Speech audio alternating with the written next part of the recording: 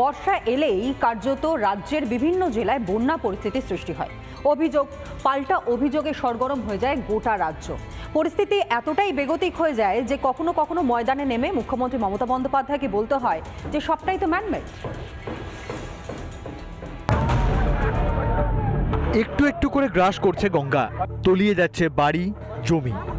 দিনে রাতে আতঙ্ক উত্তর চাচণ্ড এবং মধ্য চাচণ্ড গ্রামে। রাত্রে উঠে বললো যে দাদা তাড়াতাড়ি উঠো, বাড়ির পাশে বাগানটা পড়ছে। উঠে গিয়ে বাইরে বেরিয়ে দেখলাম যে বাগানের সঙ্গে সঙ্গে বাড়ির দিকে ভাঙতে ভাঙতে চলে আসছে। আমরা তাড়াতাড়ি করে বেরোলাম, 2-3টে ঘরের জিনিসপত্র বের করতে পারিনি, সব পড়ে গেছে। ভিটেহীন হয়ে এখন অন্যত্র মাথা গোঁজার ঠাঁই খুঁজতে ব্যস্ত শামশেরগঞ্জের মানুষ।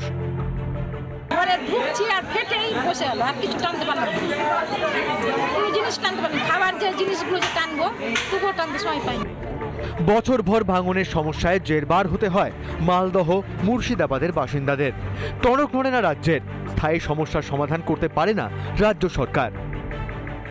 গঙ্গার জলস্তরটা যেভাবে বৃদ্ধি পাচ্ছে তাতে যাতে গ্রামের দিকে জল না ঢোকে, গ্রামগুলোকে যাতে বন্যার হাত থেকে বাঁচানো যায় সেই চেষ্টাটা আমরা কিন্তু করছি। তো আমরা তাদের পাশে দাঁড়ানোর চেষ্টা করছি। কেন্দ্র সরকার কোনো রকম সহযোগিতা করছে না। এদিকে ফুঁসছে মুর্শিদাবাদের ব্রাহ্মণী নদী। নবগ্রাম ব্লকে জল ঢুকে প্লাবিত বিস্তীর্ণ এলাকা। আসবাবপত্র নিয়ে অন্যত্র মাথা গোঁজার ঠাঁই খুঁজছেন স্থানীয়রা। বালির বস্তা দিয়ে চলছে বাঁধ মেরামতির কাজ। ঘরে জল ঢুকতে লেগেছে, যাই আছে কোটা কাটি বাটি থাল ভরে তুলছে এখন বস্তা আছে। আর খুব ভয়ে আছি আমরা, যার কতটা জল বাড়ছে, কমতে তো লাগেনি, এখনো তো বাড়ছেই জল। ফরাক্কায় গঙ্গার জলস্তর বিপদ সীমার ওপরে বইছে।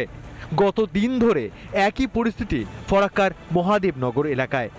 জলস্তর আরও বাড়ার সম্ভাবনার কথা বলছেন ব্যারেজ কর্তৃপক্ষ। ওখানে উত্তরাকাশিতে অনেক বৃষ্টি হয়েছিল, ওখানে জল নামছে, নামার কারণে আমাদের এই জন্য জল আমাদের বাড়ছে। সব জায়গায় ড্রেনেজ লেভেল থেকে বাড়ছিল। দিকে দিকে একই চেহারা। বর্ষা এলেই জলস্তর বাড়ে আর প্লাবিত হয়ে তলিয়ে যায় এলাকার পর এলাকা। তবুও স্থানীয় সমাধানের সূত্র খুঁজে পায় না রাজ্য সরকার।